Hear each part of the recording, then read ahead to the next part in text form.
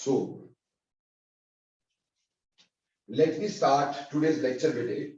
Last time we did with that of Henry's law, theory of Henry's law. ठीक कि what Henry law suggests और उसका graph हमें क्या बताता है. So today we'll start with that of numerical problems and you can say practicality or you can say practical problems on this Henry's law. ठीक, तो सबसे पहले बेटा न्यूमेरिकल स्टडी की बात करते हैं. इसमें एक आधा न्यूमेरिकल भी करेंगे तो सारा वही वैसे ही होगा, तो it is not a difficult one two do. चलिए लिखिए, पहले न्यूमेरिकल लिखिएगा. ये एनसीईआरटी का न्यूमेरिकल आपका डिस्कस कर रहा हूं बेटा. If nitrogen gas is bubbled through water, if nitrogen gas is bubbled through water at 293 Kelvin, if nitrogen gas is bubbled through water at 293 Kelvin, how many millimoles?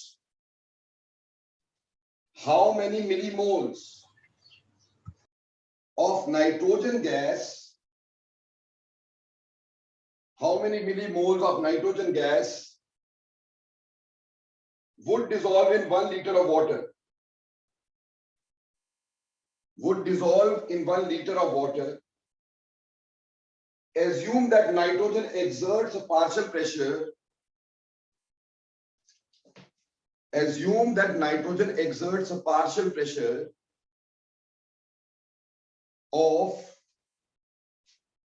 0.987 bar.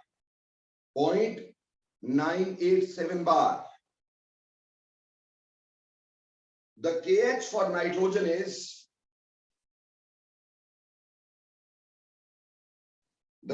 for nitrogen is 76.48 kilobar. The KH for nitrogen is 76.48 kilobar. So I think so you have written the question. अब बेटे इस question में ध्यान दीजिएगा कि कैसे करना है और इस क्वेश्चन को कैसे पकड़ते हैं. फिर आपसे करवाऊंगा मैं क्वेश्चन, तो थोड़ा सा ध्यान देंगे ताकि आपको समझ आ सके. देखो, सबसे पहला काम हमें क्या करना है, हमें लिखना है क्या क्या दिया है. हमें यहाँ पे निकालना था millimoles of nitrogen you have to calculate. ठीक, आपको millimoles नाइट्रोजन के कैलकुलेट करने हैं. And what is given to you? Given is partial pressure of nitrogen 0.0987 bar. ठीक, और हमारे पास दिया है KH 76.48 किलो बार, शायद यही दे रखा है. और वाटर का वॉल्यूम दे रखा है, वॉल्यूम ऑफ सॉल्वेंट और वाटर इज 1 लीटर. ठीक है, और हमसे मिलीमोल ऑफ नाइट्रोजन पूछे. बेटा बहुत ध्यान देना, यहां से बहुत सारी चीजें सीखनी है. देखो बेटा, सबसे पहली बात जो हम यहाँ पे सीखेंगे कि इस न्यूमेरिकल को पकड़ने से पहले बेटा कभी भी अगर हम जब कभी भी न्यूमेरिकल हेनरी लॉ का पकड़ते हैं तो सबसे पहले KH का यूनिट देखते हैं. We have to see the unit of KH. तो we find that KH का जो यूनिट है वो किलो बार है, यानी प्रेशर वाला यूनिट है. इसका मतलब है कि जो फॉर्मूला यूज होगा वो partial pressure of gas will be equal to KH into XG use होगा. मोल फ्रैक्शन ऑफ गैस ये यूज होगा, क्योंकि यहीं पर KH का यूनिट जो होता है वो प्रेशर का यूनिट होता है. हम देख रहे हैं KH का यूनिट कैसा है, प्रेशर के यूनिट के बराबर है. अब देखिए, यहां से हमें निकालना है मिलीमोल्स.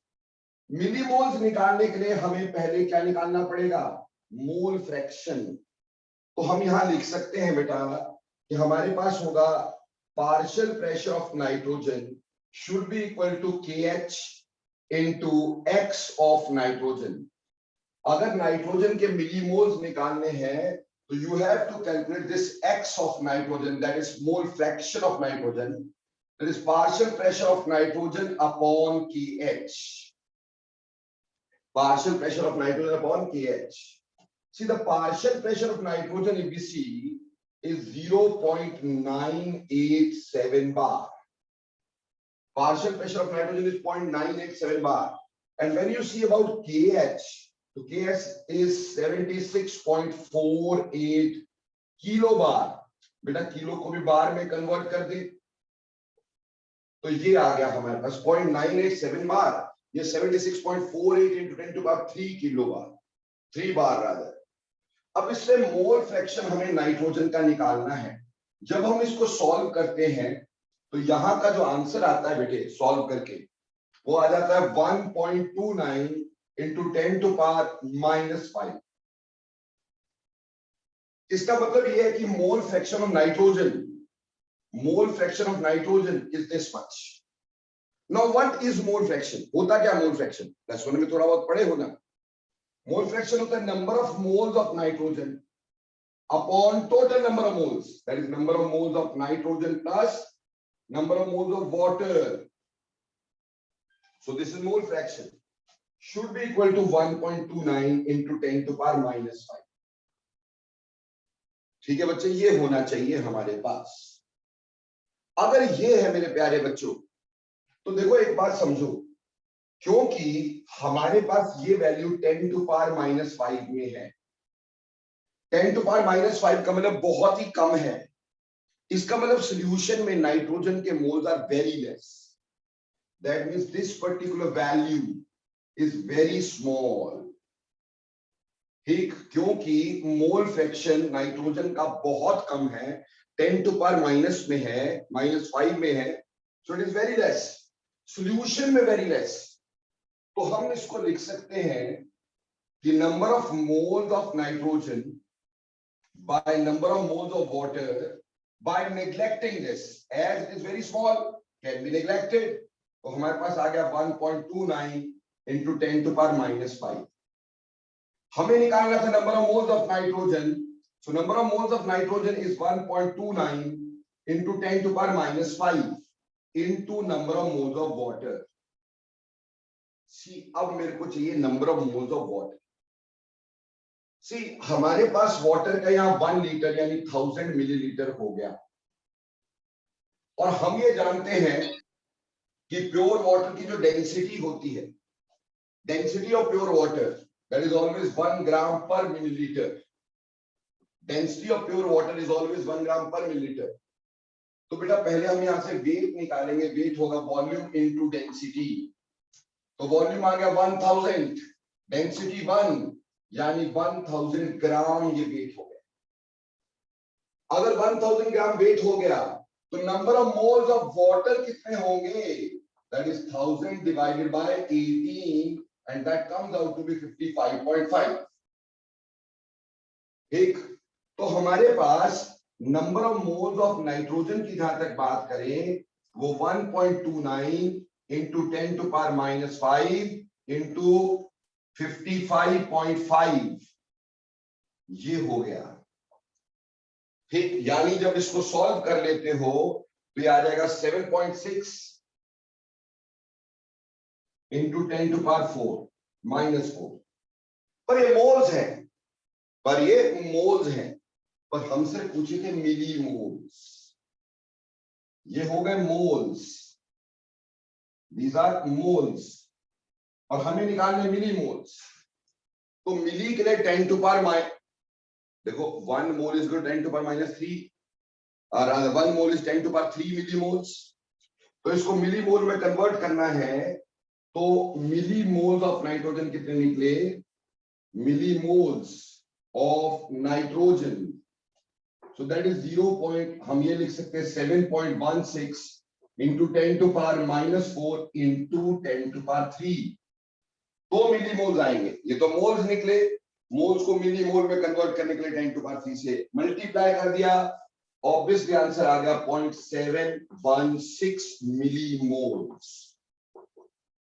सो एक बार फिर से समझ लेते हैं क्वेश्चन ऐसा कैसे करते हैं. हेनरी लॉ का क्वेश्चन देखो बेटा कैसे करते हैं. सबसे पहली बात हम लोग ये देखा करते हैं कि KH जो है उसका यूनिट क्या है, क्योंकि बेटा question will be solved according two units of KH given. उसी से फॉर्मूला पता चलता है. क्योंकि हमें यहां समझ में आ रहा है कि KH की जो यूनिट्स है वो प्रेशर के यूनिट है, तो KH is directly proportional to pressure, so this formula must be used in there. ठीक, बिना KH के यूनिट जाने हम फॉर्मूला नहीं बता सकते। अब इसके accordingly partial pressure of nitrogen should be equal to KH of nitrogen into mole fraction of nitrogen. So यहां से मोल फ्रैक्शन ऑफ नाइट्रोजन निकाला, that is partial pressure of nitrogen upon KH। तो mole fraction nitrogen का इतना आ गया बेटे। ठीक है जी, क्लियर। जब हमने इसको सॉल्व किया, अब नाइट्रोजन का जो मोल फ्रैक्शन है वो होगा number of moles of nitrogen by total number of moles. As it is coming in very small value, so number of moles of nitrogen is very small, can be neglected। इसको अपन neglect कर सकते हैं। जब हम इसको neglect करेंगे, number of moles of nitrogen divided by number of moles of water should be this। अब इसलिए number of moles of nitrogen अगर निकालना है तो number of moles of water के साथ multiply करना है। अब number of moles of water कैसे निकाला? हमें बेटा वाटर का 1 लीटर दिया था, अगर 500 मिलीलीटर दिया होता 500 मिलीलीटर से करते। यहाँ 1 लीटर दिया था, 1 लीटर में 1000 मिलीलीटर। प्योर वाटर की डेंसिटी हमेशा 1 होती है, 1 से मल्टीप्लाई करके इसका वेट निकाल दिया, वेट मिल गया, divided by molar mass, moles मिल गए, उन मोल्स को मल्टीप्लाई किया, मोल्स ऑफ नाइट्रोजन आ गए, मिली मोल को कन्वर्ट करने के लिए 10 टू पावर 3 से मल्टीप्लाई किया। बोलो बेटे, सबको समझ में आया कि नहीं? यस और नो? एवरीबॉडी गॉट दिस और नॉट?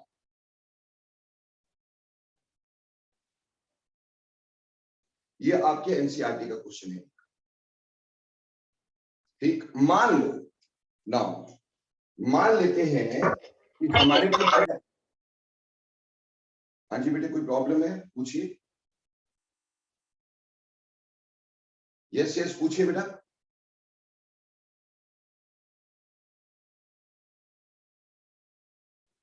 ओके, अब कल को मान लो हमारे को इसमें क्वेश्चन को आगे बढ़ा दिया, बोला वेट ऑफ नाइट्रोजन डिसॉल्व बता दो। अब वेट ऑफ नाइट्रोजन डिसॉल्व बताना होता है तो ऑब्वियसली नंबर ऑफ मोल्स जो निकाले थे नाइट्रोजन के into molar mass of nitrogen. ठीक, यानी नंबर ऑफ मोल्स निकाले थे आपने 7.16 इंटू 10 टू पावर -4 इंटू 28। यहां से हम सॉल्व कर सकते हैं। ठीक है जी, तो ये वेट ऑफ नाइट्रोजन डिसॉल्व हो गया। मान लो कल को हमारे से पूछा होता volume of nitrogen dissolve, volume of nitrogen, तो बेटा PV is equal to nRT लगा देते। प्रेशर ऑफ नाइट्रोजन हमें शुरुआत से दिया है, वॉल्यूम हमें निकालना है, नंबर ऑफ मोल्स हमारे पास आ गया है, R पता है, टेम्परेचर गिवन है, तो you can easily use this to calculate V of nitrogen, that is N of nitrogen R by T upon P। ठीक, ये N थे हमारे पास 7.16 इंटू 10 टू पावर -4, R की वैल्यू 0.0821, टेम्परेचर 298 आई थिंक सो गिवन था तुम्हें शुरुआत में ही। ठीक, 293 था, so 293 was given in initially, and pressure of nitrogen point यहां फिर बार में है तो ये 83 हो जाएगा, से यहां पे क्या दिया था 987 बार। इसको निकाल के आप क्या कर सकते थे, वॉल्यूम ऑफ नाइट्रोजन बड़ी इजीली निकाल सकते थे। तो देखो मोल्स निकाल सकते हो, वेट निकाल सकते हो, वॉल्यूम निकाल सकते हो। किसी किसी क्वेश्चन में आपको KH ही निकालने को आ जाएगा। सर आपने तो क्वेश्चन की शुरुआत ही KH के यूनिट से की, और हमारी तो प्रॉब्लम ये है कि हमसे पूछा ही KH गया है, तो हम क्या करें? अगर हमारे से पूछा ही KH गया है और आपने तो क्वेश्चन की शुरुआत ही KH से की है सर। ठीक बेटा, देखो बात ऐसी है, अगर हमसे KH पूछा गया है, ठीक, तो कोई बात नहीं, हम कोई भी फॉर्मूला लगाएं उससे फर्क नहीं पड़ेगा, हमें KH के यूनिट वही लिखने पड़ेंगे। ठीक, तो ऐसे करके KH निकाल सकते हैं। यहाँ इसमें पार्शियल प्रेशर पूछा होगा तो मोल फ्रैक्शन दिए होंगे, इतने मोल्स इतने में डिसॉल्व है, तो पार्शियल प्रेशर निकाल दो। तो इस हिसाब से बेटा आपके असाइनमेंट के अंदर मैंने कुछ सॉल्व्ड क्वेश्चन भी दे रखे हैं। ठीक, अलग आपके उसमें नोट्स में कुछ सॉल्व्ड क्वेश्चन भी दे रखे हैं। ठीक, और अनसॉल्व तो आगे खैर है ही, बट सॉल्व क्वेश्चन भी दे रखे हैं which you can do very easily. ठीक, तो work on them, I think so it will be done very easily. तो बोलो बेटा न्यूमेरिकल समझ में आ जाते हैं? Okay done. Yes sir. अब न्यूमेरिकल के बाद अगली सबसे इंपॉर्टेंट बात, ठीक, ये थोड़ा सा ध्यान देने की जरूरत है। ठीक, न्यूमेरिकल तो देखो इसका हॉट टॉपिक है ही है, कंपटीशन में +2 में न्यूमेरिकल्स हेनरी लॉ के आते ही है। ठीक, लेकिन जो सबसे इंपॉर्टेंट बात है बेटा वो है इसकी applications of Henry's law, application of Henry's law. ठीक, और यहां मैं फिर से तुम्हें रियलाइज करवाऊंगा कि तुम लोग का डिसीजन गलत नहीं था। तुम अगर मेरे साथ पढ़ रहे हो तो तुम लोग का डिसीजन गलत नहीं, बिल्कुल सही है। ठीक, कैसे मैं समझाता हूं। देखो बेटा, अब है application of Henry's law, Henry's law की एप्लीकेशन। देखो बेटा, सबसे पहली एप्लीकेशन तो हेनरी लॉ की आएगी बेटा in production of carbonated drinks. सबसे पहले इन प्रोडक्शन ऑफ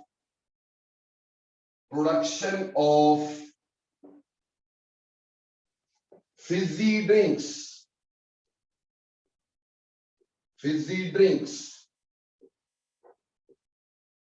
ठीक, जैसे कार्बोनेटेड ड्रिंक्स बोलते जिनको, सोडा हो गया, ठीक, लिम्का हो गया, ठीक, कोका कोला हो गया, पेप्सी हो गया, माउंटेन ड्यू हो गया, बियर हो गई, शैंपेन हो गई, ये सब हेनरी लॉ लगा करके तो होता है। क्या है, हमें हेनरी लॉ ने ये बताया था कि mass of gas dissolved is directly proportional to the pressure of gas above the solution. तो हमें यह पता था कि अगर हमें कार्बन डाइऑक्साइड को डिसॉल्व करना है तो हाई प्रेशर से कार्बन डाइऑक्साइड सॉल्यूशन के ऊपर लानी पड़ेगी।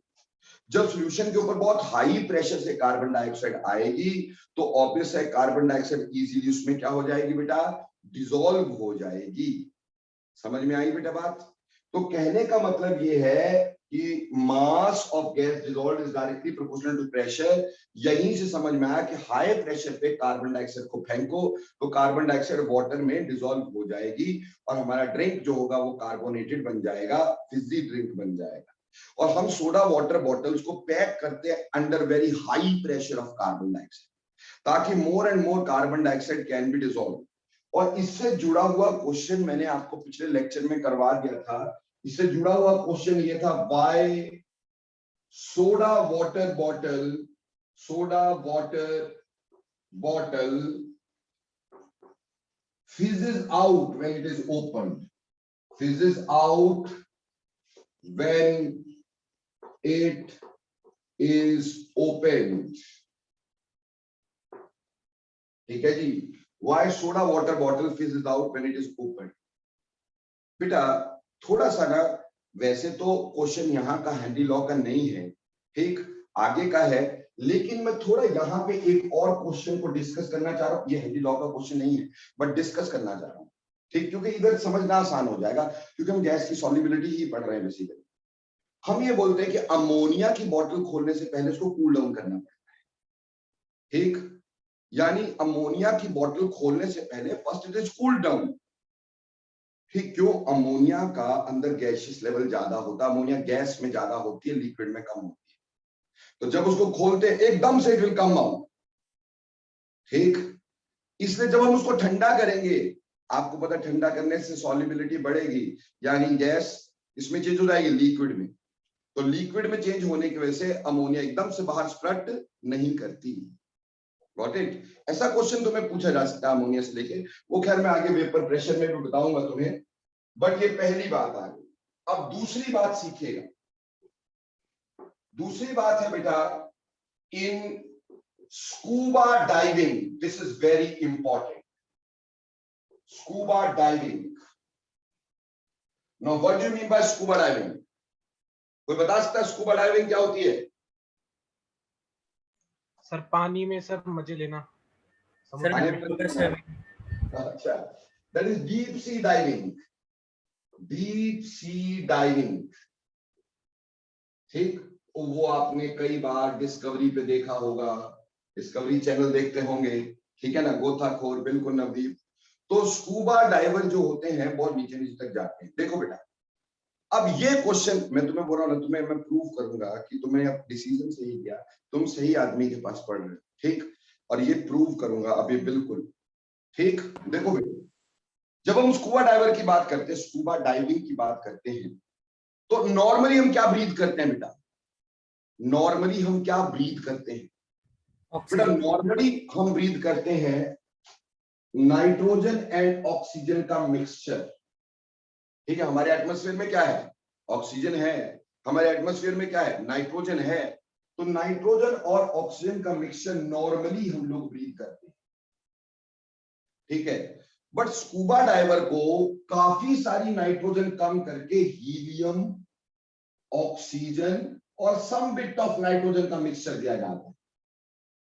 यानी स्कूबा डाइवर को हीलियम दिया जाता है along with other gases, nitrogen कम करके, नाइट्रोजन को कम करके उसकी जगह पर हीलियम ज्यादा दिया जाता है।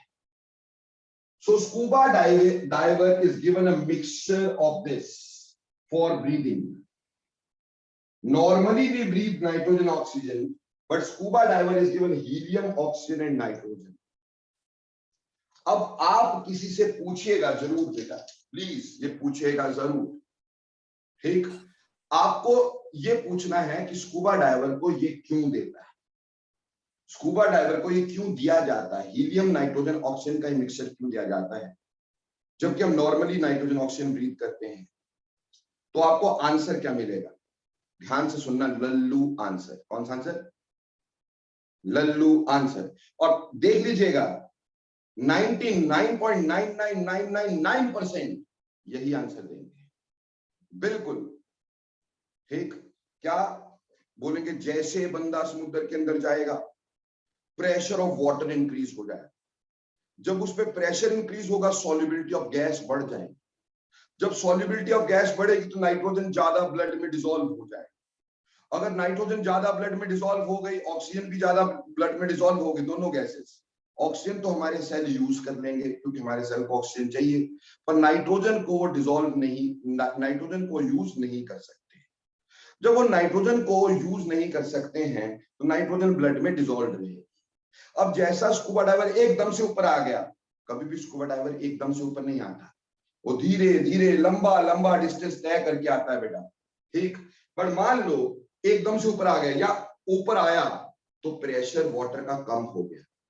जैसे प्रेशर वाटर का कम हुआ तो बेटा प्रेशर कम होने से सॉल्युबिलिटी ऑफ नाइट्रोजन कम हो गई। जब सॉल्युबिलिटी ऑफ नाइट्रोजन कम हो गई, जो ब्लड में नाइट्रोजन थी वो डिसॉल्व नहीं रही और वो गैस फॉर्म में चेंज हो गई। जब वो गैस फॉर्म में चेंज हो गई तो ब्लड कैपिलरी से बाहर आने की कोशिश की, लेकिन ब्लड कैपिलरीज के जो पोर्स थे वो बहुत छोटे थे, उससे नाइट्रोजन मॉलिक्यूल जो है वो बाहर नहीं निकल पाए, इसलिए नाइट्रोजन की गैस के बबल्स बन गए ब्लड में, and this bubbling formed is called as bends or decompression disease.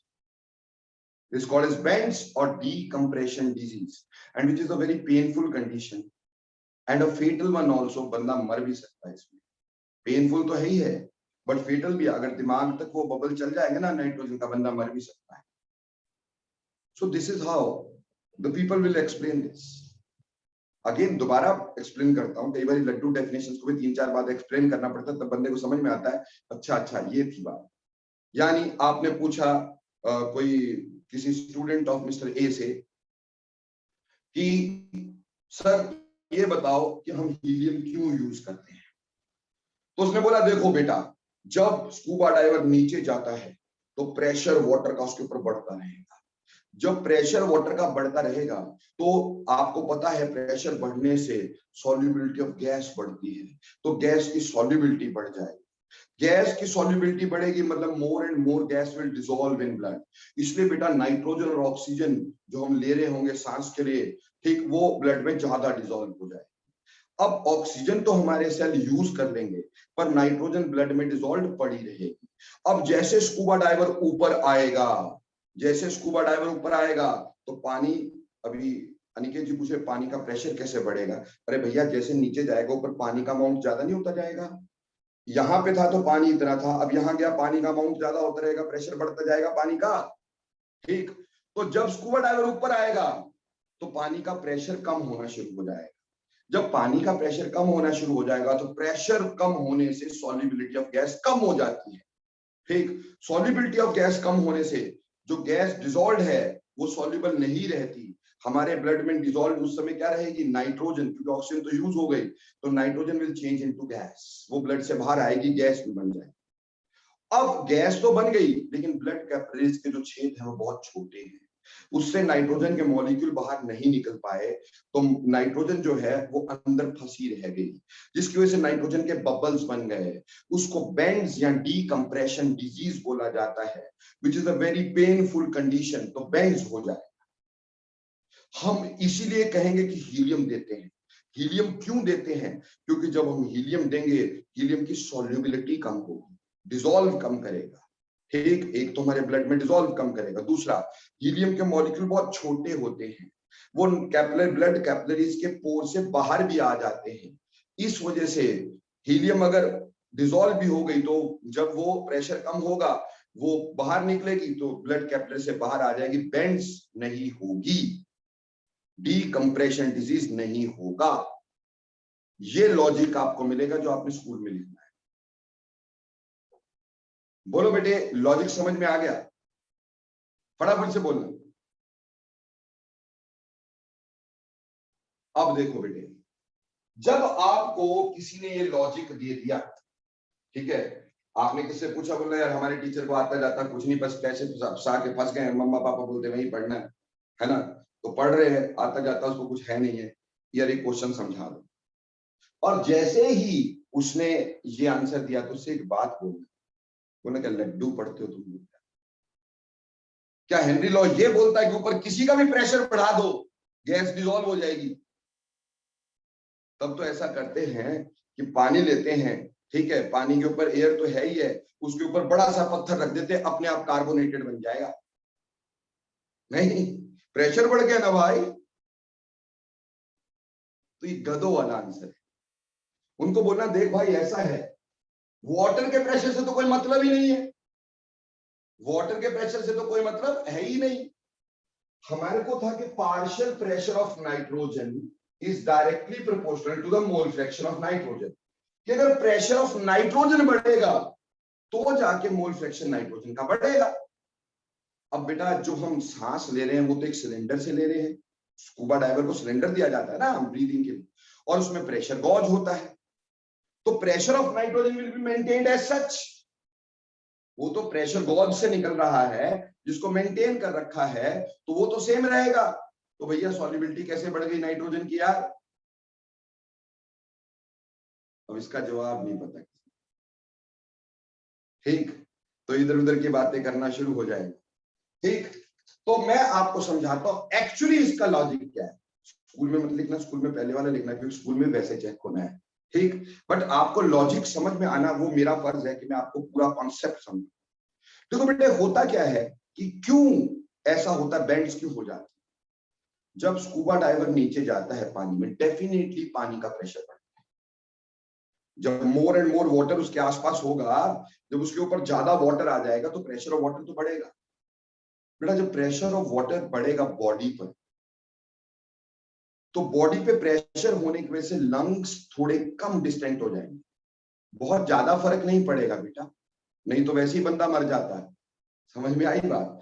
तो बहुत कम फर्क पड़ेगा, लंग्स थोड़े लेस कंप्रेस हो जाएंगे due to pressure of water, lungs compress हो जाएंगे थोड़े से। जब बॉडी ही फ्लैटेंड हो जाएगी थोड़ी सी प्रेशर की वजह से, ठीक है, तो लंग्स भी थोड़े से कंप्रेस हो जाएंगे। जब लंग्स कंप्रेस होंगे तो नाइट्रोजन तो उसी प्रेशर से अंदर आ रही है, लेकिन वॉल्यूम लंग्स की क्या हो गई, कम। अगर लंग्स की वॉल्यूम कम हो गई तो उसके अंदर प्रेशर ऑफ नाइट्रोजन बढ़ जाएगा, क्योंकि नाइट्रोजन तो उसी प्रेशर से आ रही है, उसका प्रेशर सेम था लेकिन वॉल्यूम कम हो गई, वॉल्यूम कम होने से प्रेशर बढ़ेगा अंदर, तो नाइट्रोजन ऑक्सीजन का प्रेशर लंग्स में बढ़ जाएगा, क्योंकि लंग्स थोड़े से फ्लासिड हो जाएंगे। समझ में आई बात? थोड़े से कंप्रेस हो जाएंगे। तो प्रेशर नाइट्रोजन का बढ़ेगा तो मोल फ्रैक्शन नाइट्रोजन का डिसॉल्व बढ़ेगा, तो नाइट्रोजन ब्लड में ज्यादा डिसॉल्व हो जाएगा। ठीक, अब ऑक्सीजन तो हमारे सेल यूज कर लेंगे, नाइट्रोजन ब्लड में डिसॉल्व पड़ी रहेगी। जैसे स्कूबा डाइवर ऊपर आएगा, उसके ऊपर पानी का प्रेशर कम होगा तो उसकी बॉडी थोड़ी रिलैक्स होगी, उसके लंग्स थोड़े डिस्टेंट होंगे। जब उसके लंग्स थोड़े डिस्टेंट होंगे तो क्या होगा, उसके अंदर की वॉल्यूम बढ़ेगी।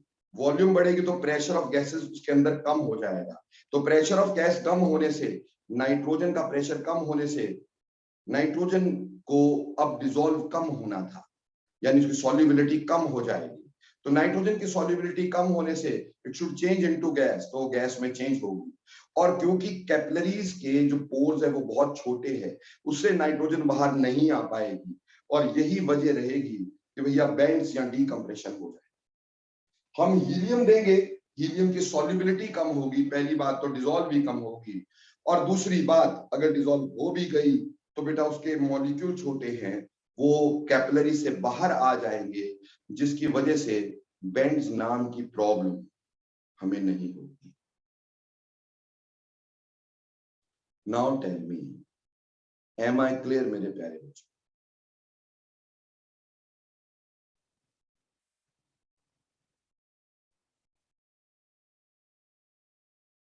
ठीक, अब ये पूछना जरूर है, ठीक, और आंसर बताना भी जरूर है, ठीक है।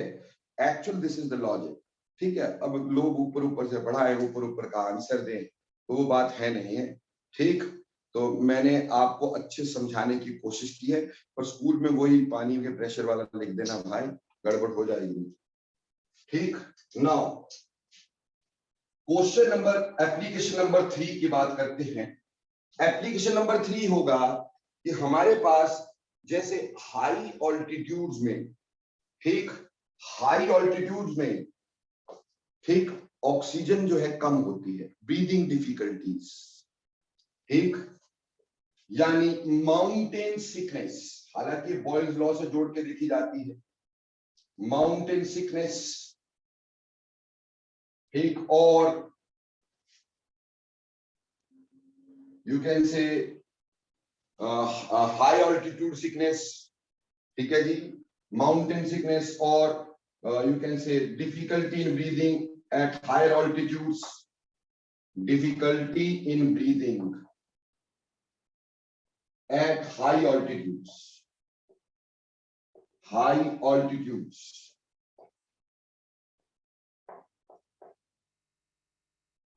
ठीक है जी। देखो बेटे, ये तीसरा पर्टिकुलर हमारे पास आ गया। जैसे हम हाई ऑल्टीट्यूड्स में जाते हैं, जैसे बेटा देखो, हम चंडीगढ़ वासी हैं, हमें अगर कभी शिमला जाने का मौका मिलता है, खैर मैं तो शिमला से ही हूँ, ठीक, सुहानी भी शिमला से हैं, और बहुत सारे बच्चे हमारे 2-4 हैं शिमला से। तो एनीहाउ, अगर हम चंडीगढ़ वासियों को शिमला जाने का मौका मिलता है, तो जो शिमला वाले दगड़ दगड़ दगड़ दगड़ फटाफट से चल सकते हैं ना, जो बेचारे हम लोग हैं, हम वहां जाएंगे तो सांस फूल जाएगी यार, ठीक है। अगर मान लो लोअर बाजार से ऊपर मॉल तक सीढ़ियां चढ़नी होगी ना, तो हम ऐसे ऐसे हो जाएंगे, ठीक। जबकि वहां के बंदे अरे चले हुए हैं, चले हुए हैं। मैं अपने पास्ट को याद करता हूँ, मैं बहुत हैरान हो जाता हूँ। कभी आपका शिमला जाना हो तो देखिएगा, जहां से लिफ्ट शुरू होती, लिफ्ट के पास मेरा ऑफिस हुआ करता था, I used to work in an office, ठीक, I was manager in there. तो वहां से शुरू करता था मैं लिफ्ट से, and my college was in Chaura Maidan. Chaura Maidan Cecil hotel है वहां पर, वहां तक continuous walk, it is approximately I think so, आज सोचता हूं तो 5-6 किलोमीटर है। And I used to walk there in not more than 10 minutes, 10-12 minutes में पहुंच जाता था, 10 मिनट्स एट द मोस्ट। और आज अगर उतना चलना पड़ जाए तो नानी याद आ जाएगी, ठीक। But any how, that was obviously you can से अडेप्टेशन टुवर्ड्स नेचर। बट हाँ, ये जो हाई ऑल्टीट्यूड सिकनेस है, या आप देखते हैं mountaineer carry oxygen cylinders with them, ठीक, या समथिंग लाइक दैट, ठीक, वो सब चीजें हमने बॉयज लॉ में भी पढ़ी थी, लेकिन हेनरी लॉ का भी पक्ष है उसमें। कैसे? जैसे हम हाई ऑल्टीट्यूड्स पे जाते हैं तो आसपास एयर स्कार्स हो जाती है, एयर कम हो जाती है। हमें पता है जैसे ऊपर जाते हैं प्रेशर कम होता है, प्रेशर कम होगा वॉल्यूम बढ़ेगा। ठीक, वॉल्यूम जैसे जैसे ऊपर जाओगे, ठीक, जैसे जैसे ऊपर जाओगे प्रेशर क्या होगा, कम होता चला जाएगा। ठीक, तो डेंसिटी ऑफ एयर भी क्या होनी शुरू हो जाएगी, कम होनी शुरू हो जाएगी। तो हमारे आसपास लेस डेंसिटी होगी। एयर की डेंसिटी कम होने का मतलब हमारे आसपास एयर कम होगी एज वी गेट एयर। ठीक, तो एयर कम होगी तो ऑब्वियसली उसका प्रेशर कम होगा, तो उसका प्रेशर कम होगा तो less oxygen will dissolve in our blood, तो less oxygen will dissolve in our blood, तो सांस लेने में दिक्कत आएगी बेटा, हमें माउंटेन सिकनेस होगी, इस तरह की प्रॉब्लम्स होगी। क्लियर? अब उनको क्यों नहीं, ये क्वेश्चन बड़े इंटरेस्टिंग है। रशियन देखे, रशियन 6-6 फुट लंबे, गोल गोल, और यहाँ पे लाल लाल उसके उनके गाल है भाई, लाल लाल गाल होते, 6-6 फुट लंबे। That is adaptation towards the surrounding. क्या है, वो नॉर्थ में रहते हैं ना बेटा, वहां प्रेशर कम होता है, तो ऑब्वियसली ऑक्सीजन कम डिसॉल्व होगी ब्लड में, तो उनको प्रॉपर नहीं मिलेगी, तो नेचर ने उनको अडेप्ट कर दिया, वैसा लंबे लंबे बना दिए। लंबे लंबे बनाने से क्या, उनकी रीच ज्यादा हो जाती है, वो ज्यादा ऑक्सीजन की रीच तक हो जाते हैं। दूसरा, उनमें आरबीसी का नंबर बढ़ गया, रेड ब्लड सेल्स का नंबर बढ़ जाता है। ठीक, रेड ब्लड सेल्स का नंबर बढ़ने से क्या होगा, मोर and more oxygen can be dissolved in that RBCs. तो ये अडेप्टेशन है फॉर दैट क्लाइमेट। आप कश्मीरी आदमी देखो, कोई जाओ कश्मीर में, तो मैक्सिमम जो खान साहब होते हैं वो लंबे लंबे होते हैं, मैक्सिमम। ऐसा नहीं कि छोटे नहीं होते, वो तो चलो height is a genetical trait, but yet there is some sort of adaptation also, तो वो लंबे लंबे होते हैं। पर जितने भी खान देखोगे ना, सब के सब लाल लाल लाल लाल, ठीक, गोरे चिट्टे लाल लाल। Reason, more numbers of RBCs. Russians में आरबीसीज का नंबर ज्यादा इंडियन के मुकाबले। ठीक, रशिया में जितना हम अगर यहाँ पे बोलते हैं ना कि हमारा ब्लड काउंट इतना है, रशिया में वो एनीमिक होगा, उसको एनीमिक माना जाएगा। समझ में आई बात? क्यों? वहां ब्लड काउंट ज्यादा होगा बेटा, आरबीसी ज्यादा होंगे।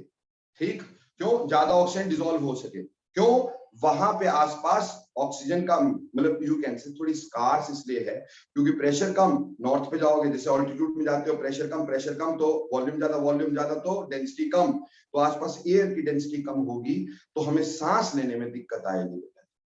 सो ये सब हेनरी लॉ की वजह से तो है कि अगर हमारे को सांस लेने में दिक्कत आई, क्यों आई? क्योंकि आसपास एयर की डेंसिटी कम थी, pressure of air was less. So हमें क्या करना पड़ता था, हमें what you can say pressure of air less था, तो इसलिए कम ऑक्सीजन मिली, तो हमें सांस चढ़ना शुरू, जल्दी जल्दी हमारी बॉडी जल्दी जल्दी ऑक्सीजन लेने की कोशिश करेगी, हमें सांस चढ़ना शुरू हो जाएगा। या फिर हमें रशिया जाने के लिए माउंटेन सिलेंडर लेने पड़ेंगे। नहीं, ऐसा नहीं, वो तो बहुत हाई ऑल्टीट्यूड्स की बात है, थोड़ा ही फर्क पड़ेगा।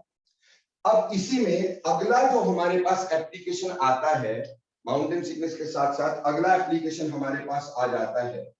अगला एप्लीकेशन आता है बेटा हमारे पास गैसियस एक्सचेंज। ये हमारा जो गैसियस एक्सचेंज है, gaseous exchange by our body, ठीक, that is based on Henry's law. ठीक, gaseous exchange by our body is you can say based on Henry's law.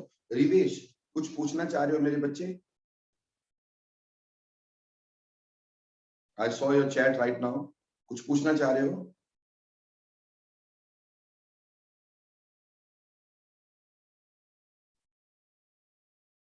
नहीं, इट्स ओके, कोई ऐसी बात नहीं है। अब देखो बेटा, गैसियस एक्सचेंज हमारी बॉडी में कैसे होता है, हम सांस कैसे लेते हैं बेटा? हेनरी लॉ की वजह से हम सांस ले रहे हैं। ठीक, कैसे? मान लो ये हमारे लंग्स हैं, अरे डब्बा मत समझना, ऐसे बता रहा हूं, लंग्स है।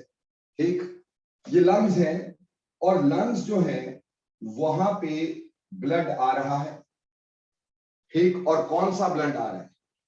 ये हमारे लंग्स हैं। ठीक, बोलो सर ये कौन से स्क्वायर लंग हो गए? ठीक, और यहां पे ब्लड आ रहा है, और जो ब्लड है लंग्स में प्यूरिफाई होने के लिए आता है, ये डीऑक्सीजिनेटेड होता है। Deoxygenated now what the hell is deoxygenated blood?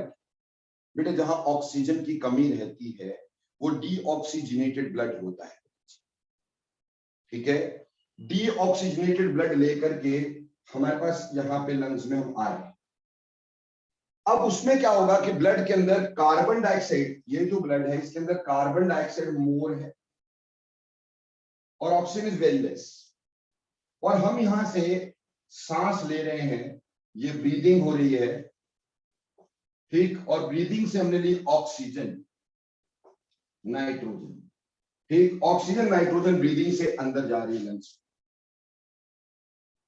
तो ये जो ब्लड आया इसके ऊपर ऑक्सीजन का प्रेशर ज्यादा हो जाएगा। ये जो ब्लड कैपिलरीज आएंगी लंग्स में, ये कैपिलरीज आएंगी, इसके ऊपर ऑक्सीजन का प्रेशर ज्यादा हो जाएगा, नाइट्रोजन का प्रेशर ज्यादा हो जाएगा।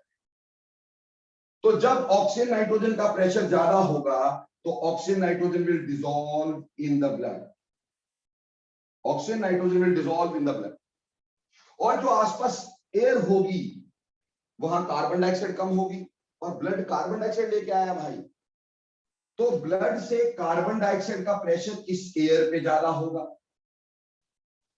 तो carbon dioxide will come out of that, तो carbon dioxide will come out of that. क्यों? एयर जो है उसके ऊपर कार्बन डाइऑक्साइड का प्रेशर ज्यादा हो गया तो carbon dioxide will dissolve in air, और ब्लड के ऊपर ऑक्सीजन नाइट्रोजन का प्रेशर ज्यादा हो गया तो ब्लड के अंदर डिसॉल्व क्या हो गई? Oxygen nitrogen. ऐसे हमारा ब्लड यहां से प्योरीफाई हो गया और कार्बन डाइऑक्साइड यहां से बाहर चली गई। अब जब यहां से ब्लड प्योरीफाई हो गया and it is going to our cell, ठीक, अब ये हमारे सेल तक आ गया, ये ब्लड प्योर ब्लड हमारे सेल तक आ गया। See this is a cell system, ठीक है जी, हजारों करोड़ों अरबों सेल्स हैं, सभी तक पहुंचेगा।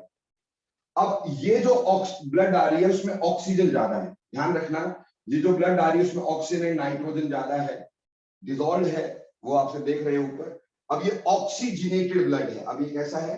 ऑक्सीजनेटेड, जिसमें ऑक्सीजन है, ऑक्सीजनेटेड ब्लड। तो जब ये यहां पहुंचेगा, ये सेल है और सेल के अंदर एक होगा सेल सैक,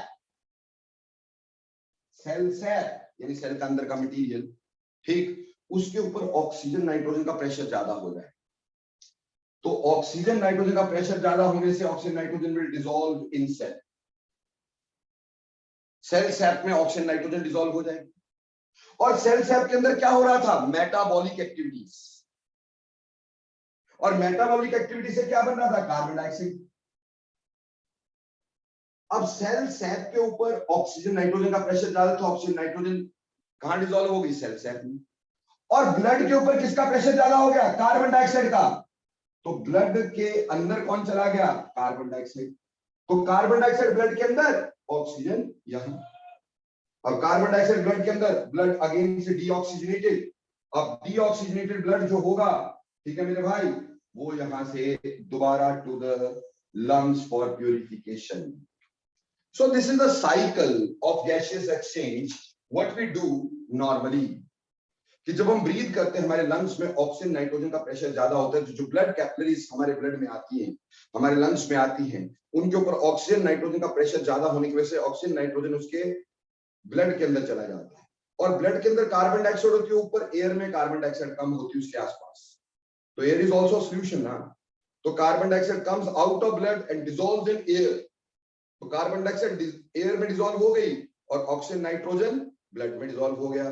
तो ब्लड में ऑक्सीजन नाइट्रोजन और एयर में कार्बन डाइऑक्साइड हा बाहर, है ना। वो हम बोलते हैं ना व्हाई वी यॉन, हम बड़ी बड़ी आवाजें क्यों मारते हैं भाई?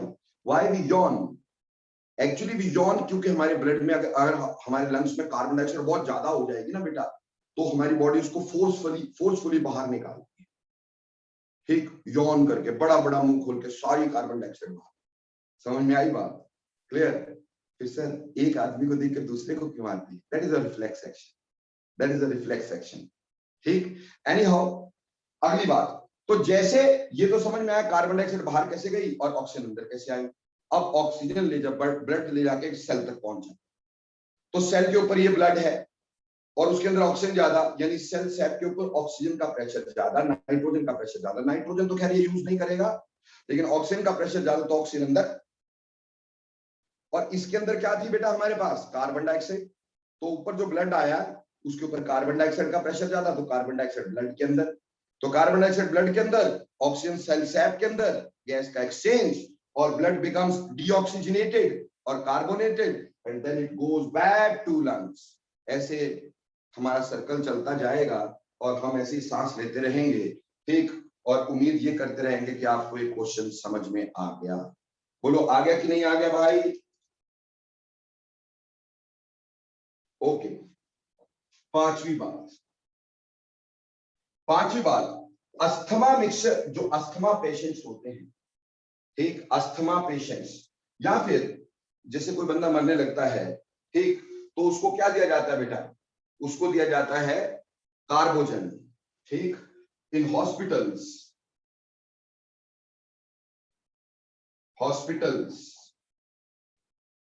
Carbogen is used for artificial breathing. Carbogen is used for artificial breathing. Artificial breathing. मेरे प्यारे बच्चों, आज रोज आप टीवी में देखते होंगे, ठीक, ऑक्सीजन की कमी है, ऑक्सीजन नहीं, क्या कार्बोजन की कमी है। Carbogen 95% oxygen and 5% carbon dioxide होती है। इसको हम आर्टिफिशियल ब्रीदिंग के लिए देते हैं बेटा। यहां तक कि जो अस्थमा पेशेंट कभी मुश्किल में हो तो यही दिया जाता है, ठीक। It is not pure oxygen, it is always carbogen, 95% oxygen, 5% carbon dioxide, this is given. तो क्वेश्चन ये है कि भैया प्योर ऑक्सीजन क्यों नहीं दे देते यार? जब ऑक्सीजन ही चाहिए तो प्योर ऑक्सीजन क्यों नहीं दे देते? नहीं बेटा, कभी भी नहीं। प्योर ऑक्सीजन क्यों नहीं देंगे? क्योंकि अगर प्योर ऑक्सीजन दी ब्रीदिंग के लिए तो ऑक्सीजन का partial pressure in lungs will be so high that more and more oxygen will dissolve in blood. So blood का प्रेशर बहुत ज्यादा होगा, ऑक्सीजन ज्यादा चल जाने से उसमें ब्लड का प्रेशर बहुत ज्यादा हो जाएगा। So blood capillaries can burst, blood capillaries can burst.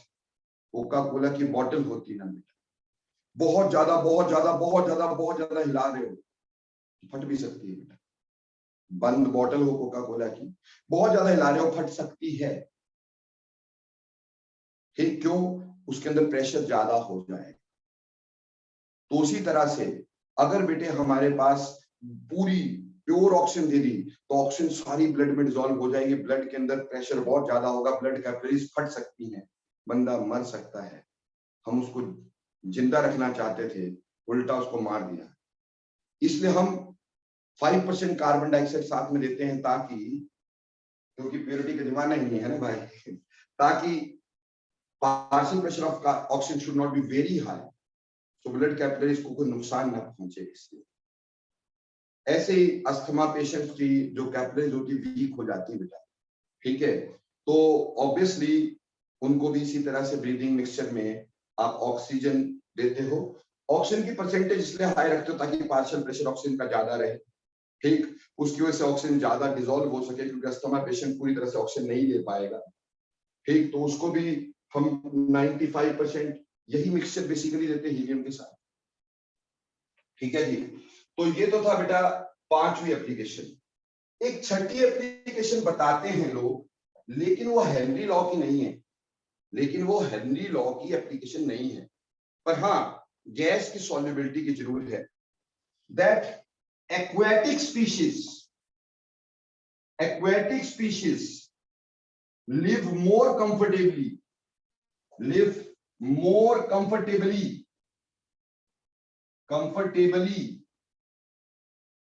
in cold water than in hot water. जो एक्वेटिक स्पीशीज है, ठीक है, एक्वेटिक लाइफ जो है बेटा, जहां पानी गर्म होता है वहां ज्यादा नहीं, ठीक, ज्यादा वहां होती जहां पानी ठंडा होता है। और हमें तो पानी ठंडा लग रहा है, वहां बंदा जिएगा कैसे यार? उनके लिए फायदा है, क्यों?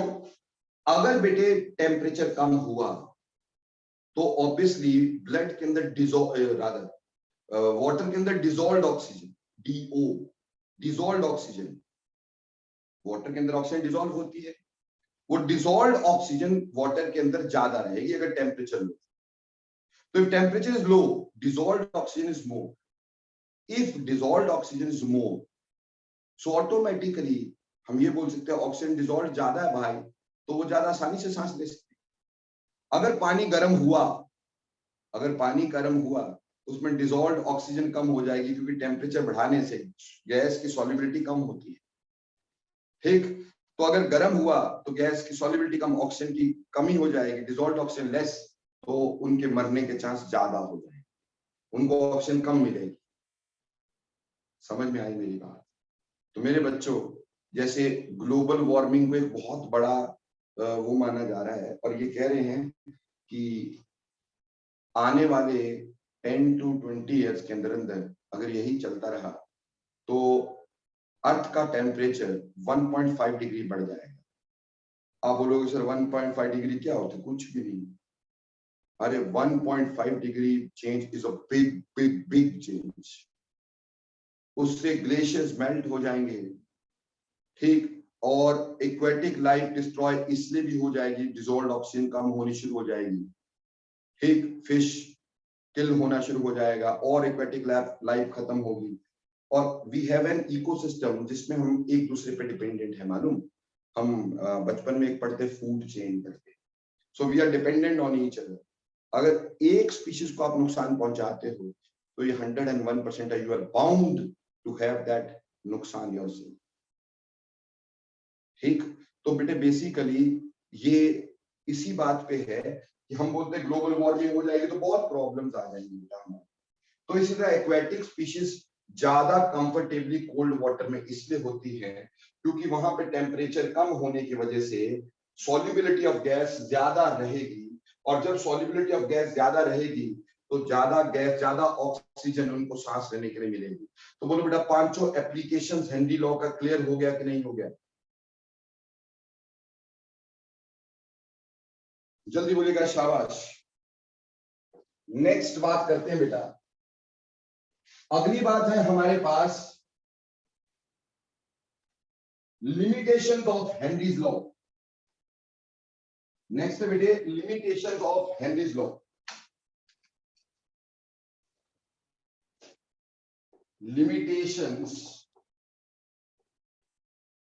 Of Henry's law. ठीक, देखो बेटे, हाँ जी अनीश, कुछ पूछना चाह रहे हो भाई?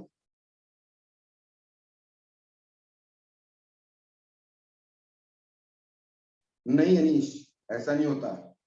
अनीश जी क्वेश्चन पूछ रहे हैं इनहेलर्स में भी क्या कार्बोजन होता है? ओए नहीं मेरे भाई, इनहेलर्स जो होते हैं स्टीरॉइड होते हैं, उसके अंदर क्या होते हैं? स्टीरॉइड्स होते हैं। ठीक, वो स्टीरॉइड जो होते हैं वो वासोडायलेटर होते हैं, यानी ब्लड कैपिलरीज को डायलेट करते हैं।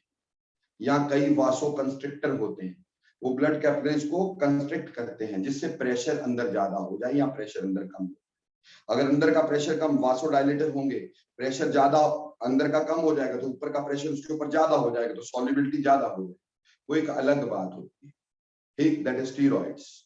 Clear? So limitation of Henry's law. Limitation of Henry law की जहां तक बात करें, सबसे पहली लिमिटेशन तो हेनरी लॉ की क्या होती है बेटा? बेटा सबसे पहली लिमिटेशन हेनरी लॉ की हुआ करती है, जिसको हम लोग क्या कहते हैं, first the foremost one is pressure should not be very high. Pressure should not be very high. मेरे प्यारे बच्चों, प्रेशर बहुत ज्यादा नहीं होना चाहिए, नहीं तो हेनरी लॉ लगेगा। क्यों बेटा? अगर प्रेशर ही बहुत ज्यादा हो गया तो सॉल्वेंट ही जम जाएगा, वही कंडेंस हो जाएगा, तो सॉल्युबिलिटी बढ़ेगी कैसे? तो pressure should not be very very high. दूसरी बात, pressure should not be very low. Pressure should not be very low. बच्चों प्रेशर लो भी नहीं होना चाहिए, प्रेशर बहुत हाई नहीं होना चाहिए, पर बच्चों प्रेशर बहुत लो भी नहीं होना चाहिए। ऐसा ना हो प्रेशर बहुत ही लो हो, इतने प्रेशर से गैस डिसॉल्व भी ना हो। तो यानी सबसे पहली बात तो ये है कि Henry law is applicable eight intermediate range of pressure. Henry law is applicable at intermediate range of pressure. जब प्रेशर की रेंज इंटरमीडिएट होती है तो हेनरी लॉ एप्लीकेबल होता है। ठीक है जी। दूसरी बात, तीसरी बात बोलिए, solubility of gas must not be very high. बेटा solubility of gas बहुत हाई नहीं चाहिए हमारे को। ऐसा ना हो हल्का सा प्रेशर लगाएं और solubility बहुत ज्यादा हो जाए, डिसॉल्व बहुत ज्यादा हो जाए, ऐसा नहीं चाहते हम बेटा। तो solubility of gas must not be very high. चौथी बात, solubility of gas must not be very low. और ऐसा भी ना हो कि हम प्रेशर लगाते चले जाएं, सॉल्युबिलिटी हो ही ना। एक तो यहाँ तो सॉल्युबिलिटी बहुत ज्यादा है, थोड़ा सा प्रेशर लगाया सारी गैस डिसॉल्व हो गई, वहां पे भी गड़बड़ है। और सॉल्युबिलिटी बहुत बहुत बहुत ज्यादा लो भी नहीं होनी चाहिए, यानी इंटरमीडिएट सॉल्युबिलिटी होनी चाहिए। Solubility should be intermediate.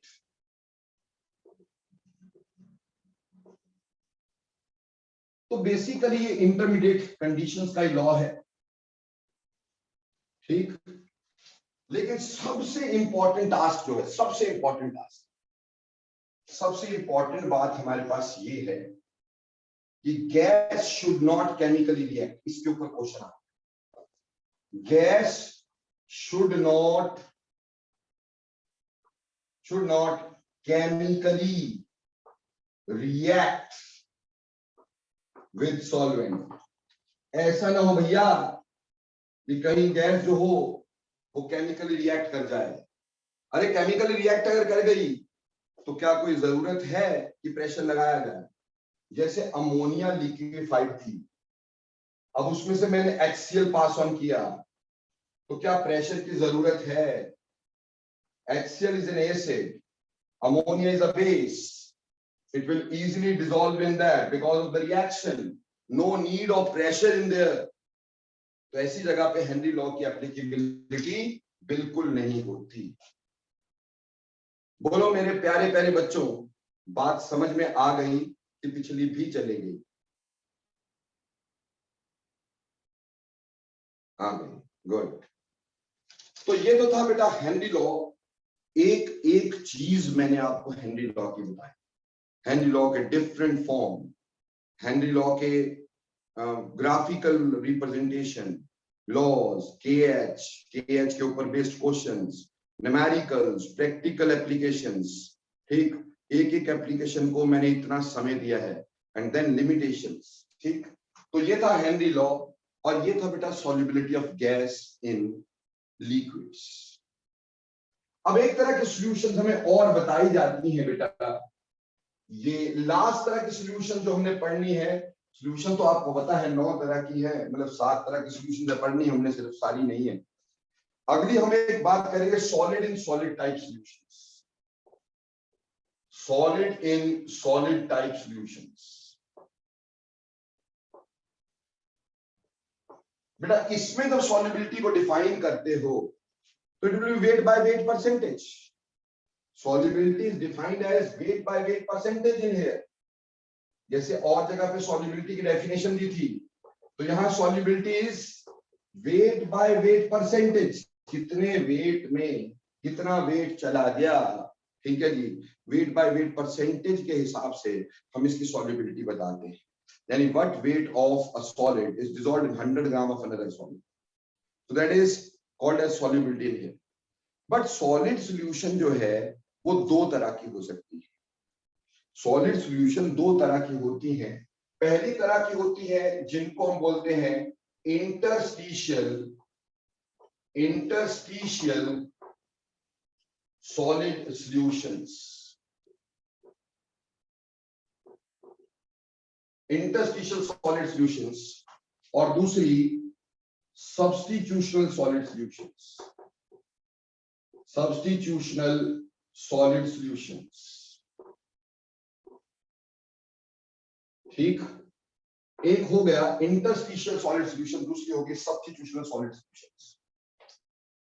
देखो बेटे, जब हम इंटरस्टिशियल सॉलिड सॉल्यूशंस की बात करते हैं तो इंटरस्टिशियल सॉलिड सॉल्यूशंस वो होती हैं जिसमें हमारे पास क्या होता है, जो सॉल्यूट के पार्टिकल्स है they move into the interstitial sites of solvent. दोनों ही सॉलिड है। when solid solute particles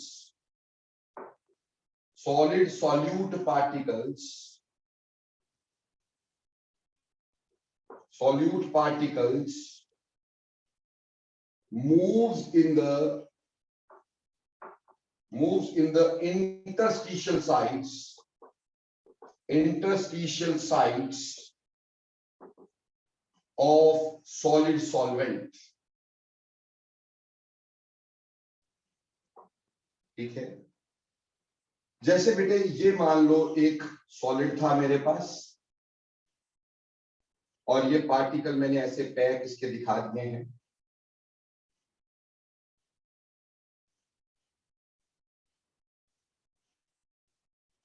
ठीक, अब क्या हुआ कि यहां पर बेटे मैंने क्या किया, मैंने कोई और पार्टिकल डाल दिए और वो इसकी इंटरस्टिशियल साइट्स में जाके फिट हो गए लाइक दिस। सो इस तरह की जो सॉल्यूशन होंगी सॉलिड इन सॉलिड टाइप, ठीक है जी, ये इंटरस्टिशियल होगी। यहां पे साइजेस ऑफ मिक्सिंग जो सॉल्यूट एंड सॉल्वेंट होगा they are different. Sizes must be different.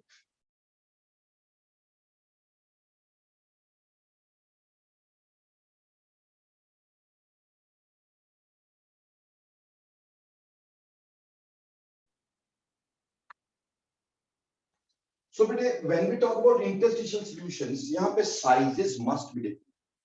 हमारे पास एक स्पीशीज के साइज छोटे होने चाहिए और दूसरी स्पीशीज के साइज जो होने चाहिए वो काफी बड़े होने चाहिए, ठीक।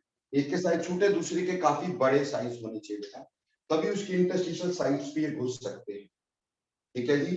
तो बेटा ये तो था interstitial solid solutions. Now you take substitutional solid solutions into account. बेटा substitutional solid solution क्या होंगे, when particles of one substance replaces the particles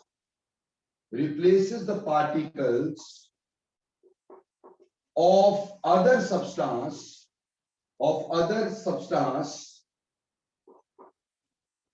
from their crystal lattice,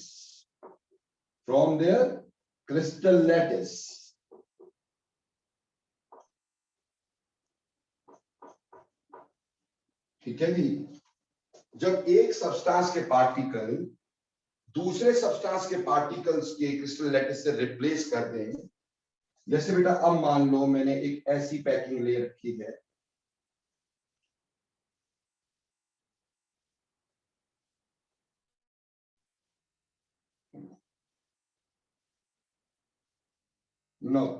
now some of the particles are replaced by other particles, like this has been replaced, like this has been replaced, like this has been replaced, ठीक है जी। तो ये सब्स्टिट्यूशनल हो गए, यानी particle substitute हो गए ना, तो ये सब्स्टिट्यूशनल सॉलिड सॉल्यूशंस हो गए। ऐसे केस में साइजेस मस्ट बी सिमिलर, देखो सेम तो हो नहीं सकते ना, साइजेस मस्ट बी सिमिलर। ऐसे केस में साइजेस लगभग सिमिलर होने चाहिए, लगभग सिमिलर होने चाहिए। यहां साइज डिफरेंट होने चाहिए, वहां साइज लगभग सिमिलर से होने चाहिए। ठीक है जी। कहने का मतलब सिंपल सा ये है कि यहां पे हमारे पास एग्जाम्पल्स की बात करें तो आएगा कार्बाइड्स, ठीक, और बोराइड्स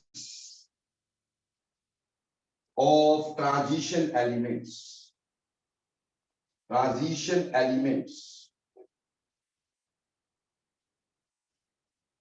ठीक।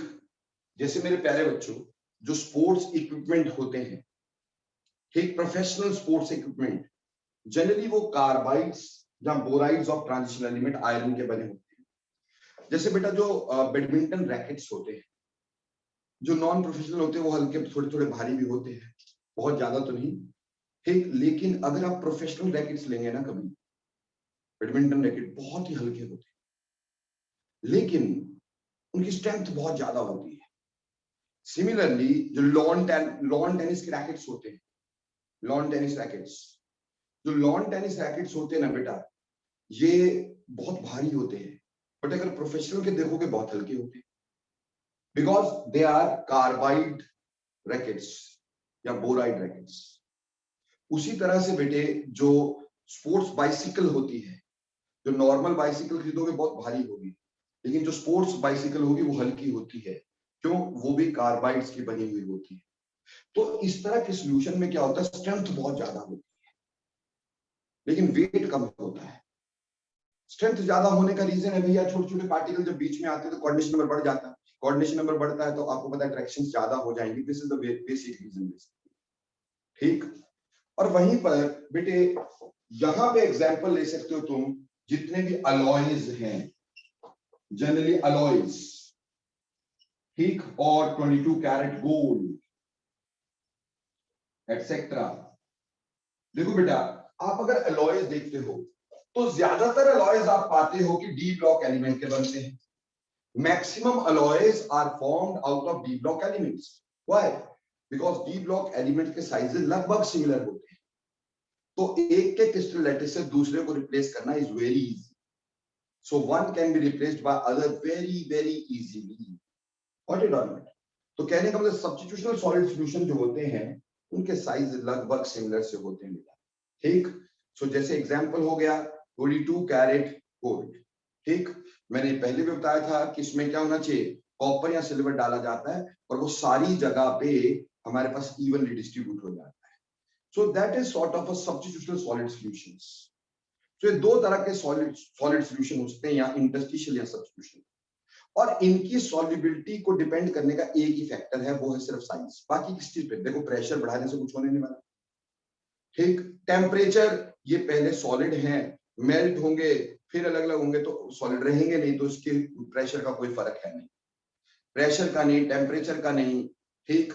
हाइड्रोजन बॉन्डिंग का कोई इसमें वो नहीं है, किसी भी तरह का नहीं। इसमें सिर्फ और सिर्फ साइजेस के ऊपर डिपेंड करता है सॉल्युबिलिटी, और वो इसमें साइजेस फर्क होने चाहिए, इसमें साइजेस ऑलमोस्ट सिमिलर होने चाहिए। So these are types of solution we had. ये सारी थी टाइप्स ऑफ सॉल्यूशन, ठीक। अब बेटे अभी यही रहेगा, टाइप्स ऑफ सॉल्यूशन हमने खत्म कर दिया, सारी सॉल्युबिलिटी पढ़ ली। अगला टॉपिक हमारा रहेगा कंसंट्रेशन टर्म्स।